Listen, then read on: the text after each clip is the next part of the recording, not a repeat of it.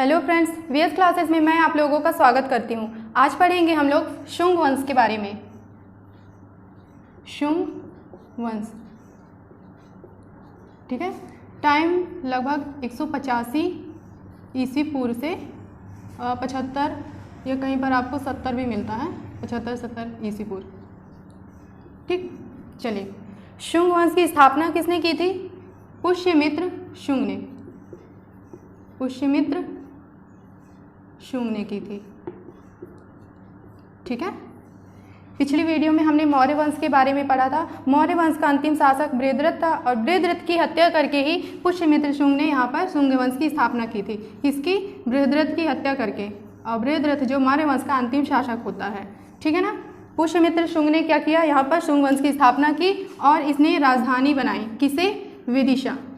विदिशा को इसने राजधानी बनाई, ठीक। ये हमारा राजधानी, ठीक है। शुंग वंश की दूसरी राजधानी भी होती है, कौन सी? पाटलिपुत्र।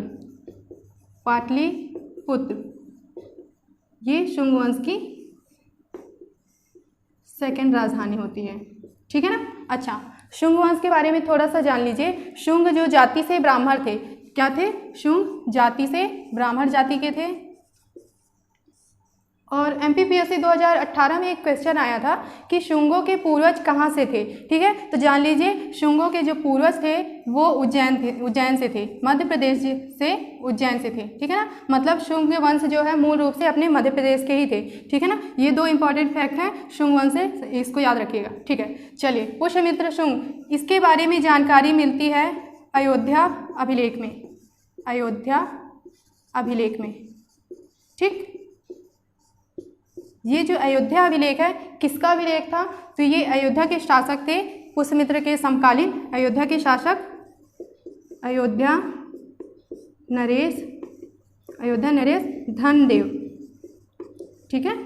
धनदेव का अभिलेख था ये अयोध्या अभिलेख। इस अभिलेख में पुष्यमित्र के बारे में जानकारी मिलती है। क्या जानकारी मिलती है? कि पुष्यमित्र शुंग ने, किसने? पुष्यमित्र शुंग ने 2 अश्वमेघ यज्ञ करवाए थे। अश्वमेघ यज्ञ करवाए थे, ठीक है ना। किसने? पुष्यमित्र शुंग ने। और इस अश्वमेघ यज्ञ को कराने का जो श्रेय है वो पतंजलि को जाता है, ठीक है। किसे श्रेय जाता है? पतंजलि को। पतंजलि ने ये दोनों यज्ञ करवाए थे। चलिए, ये हो गया।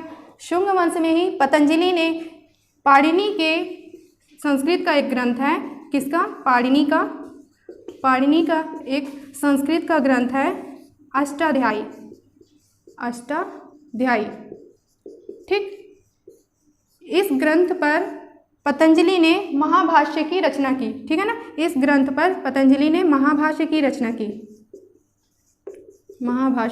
महाभाष्य क्या होता है? तो विवरण, उल्लेख करना, विवेचना, टीका टिप्पणी, डिस्क्राइब कह सकते हैं आप, ठीक है। तो उन्होंने महाभाष्य की रचना की, ठीक है। किस पर? अष्टाध्यायी पर। पतंजलि थे कौन?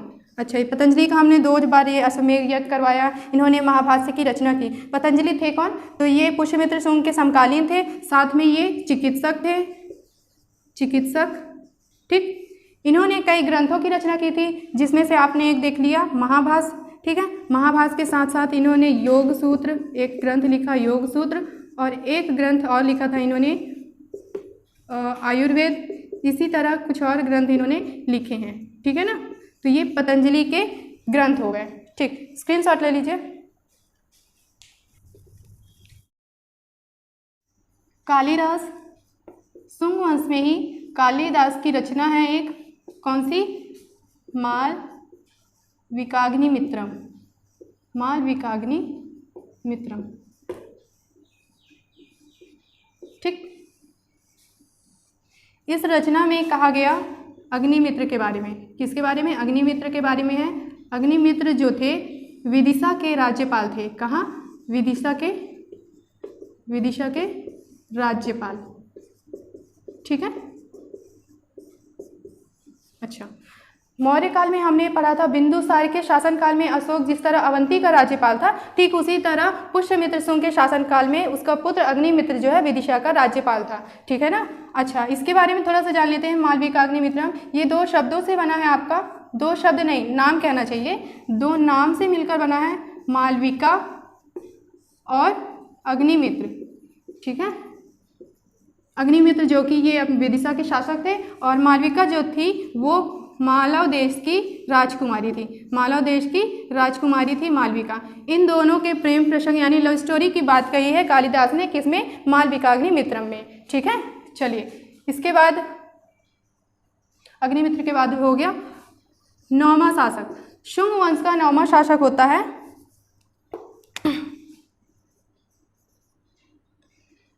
9वां नंबर का शासक होता है भागभद्र। ठीक, भागभद्र। भागभद्र के शासनकाल में क्या होता है? इसके शासनकाल में एक यमन का राजदूत आता है हेलियोडोरस। हेलियोडोरस ये कहाँ आता है? भारत आता है। ठीक है, भागभद्र के शासनकाल में इसका जो राजा कौन होता है, शासक कौन होता है? तो लक्षद्वीप का शासक होता है। लक्षद्वीप का शासक का नाम है एंटियोलकिड्स। एंटियोल इधर दिखाई दे रहा है, नीचे लिख लेते हैं। लक्षद्वीप का शासक होता है एंटियोलकिड्स। ठीक, एंटियोलकिड्स क्या करता है? अपने राजदूत हेलियोडोरस को भेजता है भागभद्र के दरबार में। कहाँ भेजता है? तो ये भेजता है विदिशा।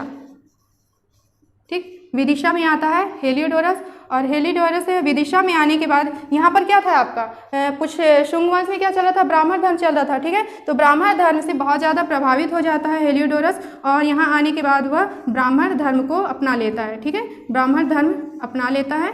ठीक है, और ब्राह्मण धर्म अपनाने के बाद वो क्या करता है? इस विदिशा में गरुड़ स्तंभ की स्थापना करता है। गरुड़ स्तंभ। ठीक है, और इसी स्तंभ को हेलियोडोरस स्तंभ के नाम से भी जाना जाता है। ठीक है ना, तो क्या देखा हमने? 9वें नंबर का शासक होता है भागभद्र शुंग वंश का। ठीक है, इसके शासनकाल में लगभग 110 ईस्वी पूर्व की बात कर रहे हैं। ठीक है, इस टाइम पे हेलियोडोरस राजदूत आता है यमन से। यमन का राजदूत लक्षद्वीप में जो कि शासन कर रहा था आपका एंटियोलकिड्स। एंटियोलकिड्स क्या करता है? हेलियोडोरस को विदिशा भेजता है भागभद्र के शासनकाल में। हेलियोडोरस यहाँ आने के बाद ब्राह्मण धर्म अपना लेता है, और इसी विदिशा में गरुड़ स्तंभ की स्थापना करता है, और गरुड़ स्तंभ को ही हेलियोडोरस कहा जाता है। स्क्रीनशॉट ले लीजिए।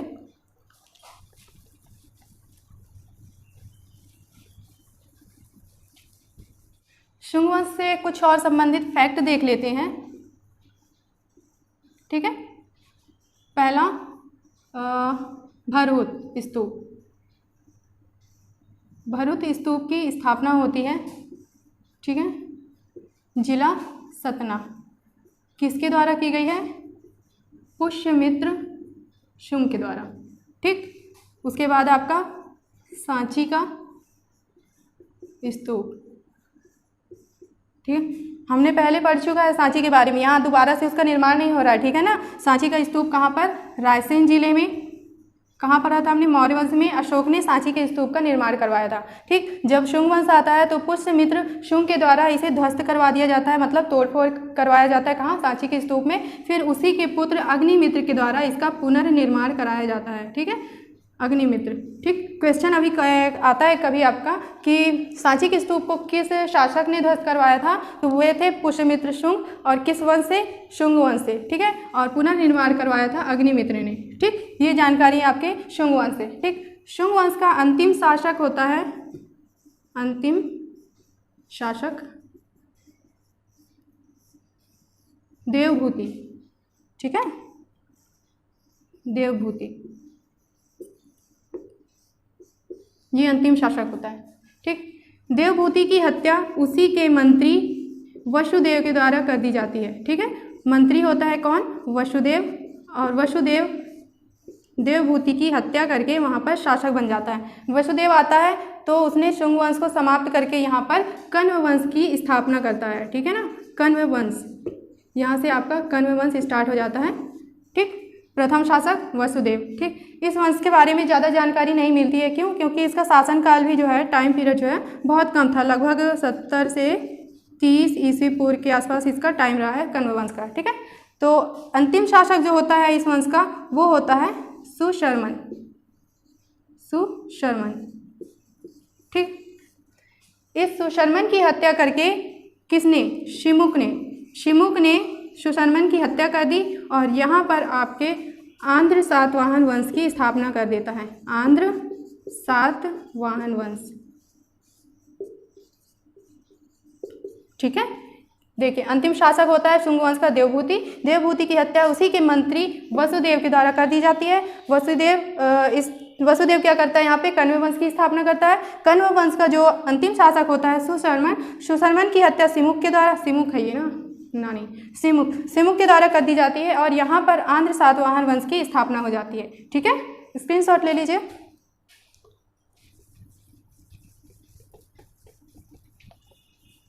ठीक है, तो अगला वंश हमने क्या देखा, आंध्र सातवाहन वंश।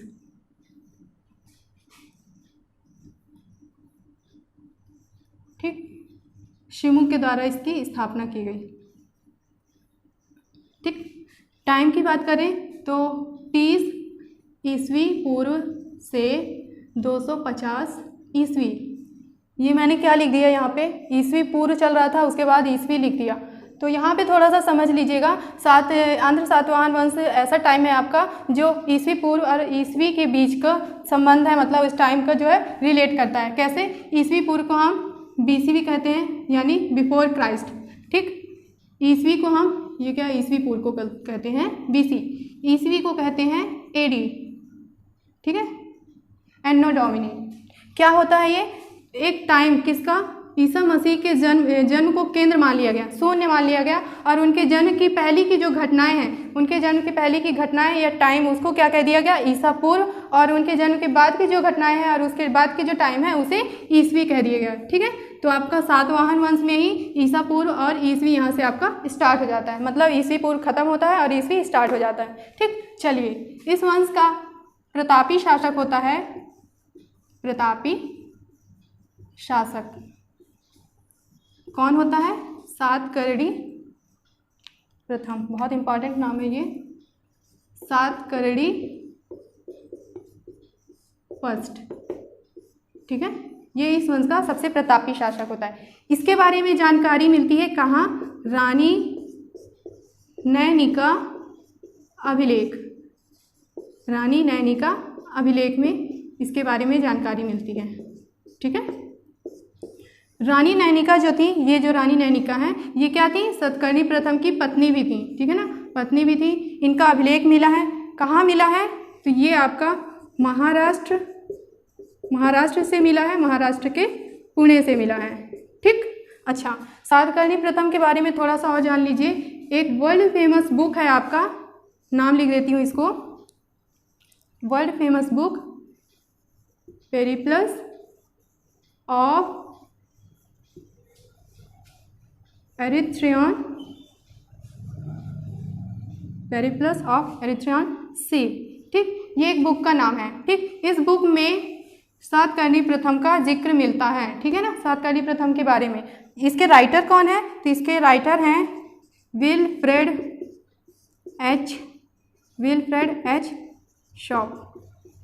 ये राइटर हैं आपके पेरिप्लस ऑफ एरिथ्रियन सी के। ठीक है, और इसमें सातकर्णी प्रथम के बारे में जानकारी मिलती है। ठीक, अच्छा, ये जो हमारा अभिलेख है रानी नैनिका, जो कि महाराष्ट्र पुणे से मिला है, इसमें क्या जानकारी मिलती है, इसमें जानकारी मिलती है कि सातकर्णी प्रथम ने मध्य प्रदेश के कुछ क्षेत्रों को जीता था। कौन कौन से क्षेत्र थे वे, तो जान लेते हैं। पश्चिम मालवा का क्षेत्र इन्होंने जीता, यानी कि खंडवा की बात कर रहा है यहाँ पे। ठीक है, उसके बाद इन्होंने अनुपदेश को जीता। अनुपदेश कौन सा, पूर्वी निमाड़ क्षेत्र। ठीक है ना, और एक और विदर्भ को जीता। इन क्षेत्रों को इसने जीता और अपने वंश में मिला लिया, सातवाहन वंश में। ठीक है, और राजधानी इसने बनाई, राजधानी अमरावती को। ठीक है, राजधानी इसने बनाई अमरावती को। चलिए, ये इतनी जानकारी मिलती है हमें सातवाहन वंश के बारे में। ठीक है, और जान लीजिए थोड़ा सा, इस वंश में सिक्के कौन कौन से चले थे। ठीक है, तो सिक्के चले थे सातवाहन वंश में, एक आपके तांबे के, ठीक, तांबे के सिक्के और चांदी के सिक्के। ठीक, ये 2 सिक्के चले थे। इसके साथ साथ शीशे के सिक्के भी चलाए गए थे। ठीक है ना, शीशे के सिक्के चलाए गए थे सातवाहन वंश में। अगर क्वेश्चन पूछा जाता है किस वंश में शीशे के सिक्के चलाए गए थे, तो आपके सातवाहन वंश है जिसमें शीशे के सिक्के चलाए गए थे। ठीक है ना, अच्छा, इस वंश का एक शासक होता है, सातवाहन वंश का ही शासक होता है आपका पुलुमावी, दिखाई दे रहा है, ठीक है, पुलुमावी, ये सातवाहन वंश का ही शासक होता है। इसके सिक्के मध्य प्रदेश में 3 जगहों से मिले हैं। कहाँ कहाँ से? एक विदिशा, ठीक है, दूसरा तेवर, तेवर कौन सी जगह है याद करिए, हमने पढ़ा है इसको, जबलपुर को तेवर बोला जाता था, तेवर यानी जबलपुर से, और एक है आपका देवास, ठीक, ये 3 जगहों से पुलवामा के सिक्के मिले हैं, ठीक। आंध्र सातवाहन वंश स्थापना सिमुक, इसका प्रतापी शासक होता है सातकर्णी प्रथम, जिसका उल्लेख जानकारी मिलती है या उल्लेख मिलता है रानी नैनी का अभिलेख में। ये अभिलेख कहाँ मिला है? महाराष्ट्र के पुणे में, ठीक है। इसके अलावा सातकर्णी प्रथम के बारे में जानकारी मिलती है पेरिप्लस ऑफ एरिथ्रियन सी, ये एक बुक है, वर्ल्ड फेमस बुक है, जिसके राइटर हैं विल्फ्रेड एच शॉ, ठीक है। इसके बाद सातकर्णी प्रथम क्या किया था? इसने 3 क्षेत्रों को जीता था अपने मध्य प्रदेश में, पश्चिम मालवा क्षेत्र यानी खंडवा वाला क्षेत्र, अनुपदेश यानी निमाड़ क्षेत्र को जीता और विदर्भ को जीता। इन क्षेत्रों को जीतने के बाद इसने राजधानी बनाई, किसे? अमरावती को बनाई, ठीक है। सातवाहन वंश में सिक्के चले थे चांदी के और फिर चांदी के और तांबे के, ठीक है। इसके अलावा शीशे के सिक्के भी इसमें चलाए गए थे, ठीक। इस वंश का एक शासक होता है पुलुमावी, 3 जगहों से जिसके सिक्के मिले हैं, कहाँ? विदिशा, तेवर, देवास, ठीक है। स्क्रीनशॉट ले लीजिए। उम्मीद है आप लोगों को अच्छे से समझ में आया होगा आज की क्लास, ठीक है। मिलते हैं अगली वीडियो में, तब तक पढ़ते रहिए, बाय, टेक केयर।